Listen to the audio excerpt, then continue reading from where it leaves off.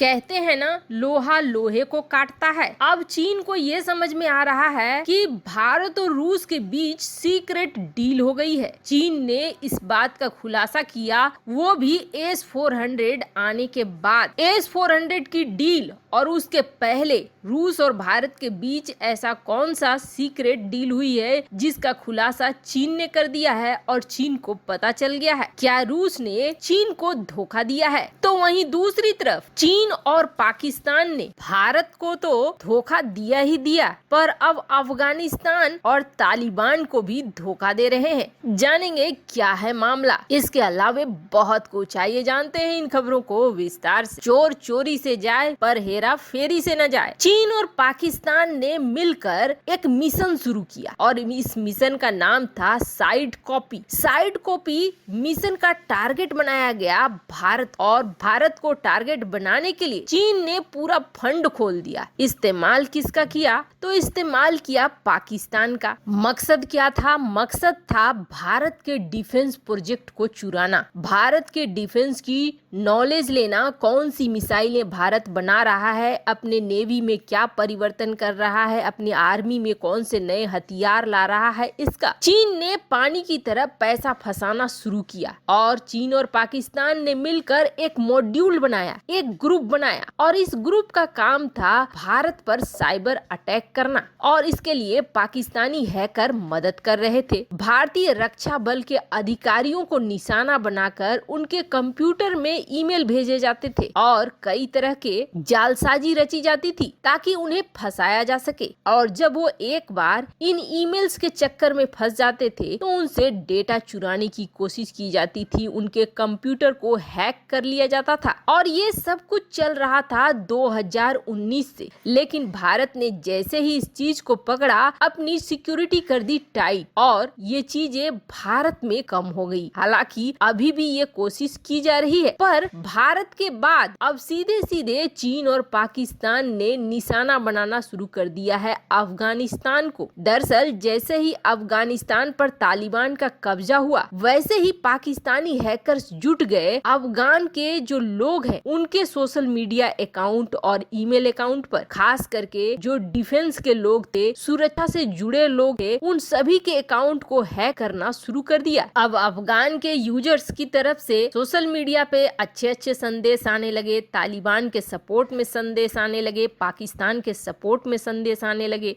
जबकि बहुत बड़ी सच्चाई है कि पाकिस्तान को लेकर अफगानिस्तान के आम लोगों के बीच बहुत ही गंदी धारणा है। अफगानिस्तान के आम लोग मानते हैं कि पाकिस्तान सबसे बड़ा दोषी है, उसके देश को बर्बाद करने में अगर किसी का हाथ है तो वो पाकिस्तान का है। ये चीज बहुत ही अच्छे से अफगानी जनता जानती है। अब इन हैकिंग के जरिए अफगानिस्तान में अपनी छवि सुधारने की कोशिश कर रहा है पाकिस्तान, पर अब उसके इस चोरी को फेसबुक वगैरह ने सबसे पहले पकड़ा और पाकिस्तान के ऐसे प्लेटफॉर्म को पकड़कर उसे अब बाहर किया जा रहा है सोशल मीडिया प्लेटफॉर्म से। अब फेसबुक ने ऐसे समूहों को पकड़ पकड़ के बंद करना शुरू कर दिया है। हालांकि इनके अकाउंट बंद हुए हैं, पर अभी भी बहुत सारी गतिविधियां अफगानिस्तान के खिलाफ चल रही है पाकिस्तान की। तो वहीं दूसरी तरफ अब चीन की राय आई और चीन का बयान आया S-400 पर। S-400 को लेकर ये तो तय था कि चीन कुछ न कुछ बोलेगा, पर अभी तक चीन चुप्पी साधे था। पर जैसे ही रूस के अधिकारियों का ये बयान आया कि भारत को S-400 देना शुरू किया जा चुका है, वैसे ही चीन की जुबान खुली। लेकिन चीन की जुबान इस बार बौखलाहट में ज्यादा खुली और एक सीक्रेट डील को उजागर करते हुए खुली। दुनिया भले ही ये मानती हो कि भारत और रूस के बीच संबंध ठंडे हो रहे हैं, लेकिन सच्चाई इससे अलग है। रूस और भारत के संबंध तब से हैं जब रूस सोवियत संघ हुआ करता था। बड़ी पुरानी दोस्ती है और इसका सबसे बड़ा असर है भारत में। आप देख सकते हैं 80 से 86% हथियार रूसी जोनर के हैं। अब ये रूसी हथियार इतने ज्यादा निर्भर हो चुके हैं कि भारत तुरंत चाहकर भी नहीं हटा सकता है। पर हाँ, इतना जरूर है कि भारत अब किसी एक देश पर निर्भर नहीं रहना चाहता है। ऐसे में अलग अलग देशों से जो उसके काम की चीजें हैं वैसे हथियारों को खरीद रहा है। ये चीज रूस भी अब समझ चुका है। पर रूस और भारत के बीच कई ऐसे डील हैं जो बहुत सीक्रेट है। जहाँ तक बात करें रूस और चीन, तो चीन रूस की जरूरत है निवेश के लिए, पैसे के लिए, पार्टनरशिप के लिए। भारत उतनी बड़ी मात्रा में रूस में निवेश नहीं करता है और न ही भारत और रूस का व्यापार उतना बड़ा है। भारत और रूस का व्यापार जहां मुश्किल से 10 से 20 बिलियन डॉलर का है, तो वहीं चीन और रूस का व्यापार 100 बिलियन डॉलर के ऊपर का है। ऐसे में रूस कभी भी ये नहीं चाहेगा कि चीन के साथ उसके आर्थिक रिश्ते खराब हों, लेकिन रूस ये भी नहीं चाहेगा कि भारत के साथ उसके रिश्ते खराब हों, क्योंकि भारत डिफेंस के क्षेत्र में अभी फिलहाल 10-15 साल कहीं नहीं जाने वाला है। एक बड़ा मार्केट है, एक बड़ा बाजार है जहां पर भारत में रूस निवेश कर सकता है। तो वहीं भारत अब रूस के साथ मिलकर एनर्जी के सेक्टर में काफी इन्वेस्टमेंट कर रहा है, दुनिया देख भी रही है और एनर्जी का एक नया सेक्टर विकसित हो गया है जहां रूस और भारत के बीच व्यापार बढ़ गए हैं। कई ऐसे प्रोजेक्ट्स हैं जिसके लिए रूस भारत पे भरोसा कर रहा है, न कि चीन पर, जैसे कि चेकमेट की परियोजना या सुखोई 57 की परियोजना। अब भारत ने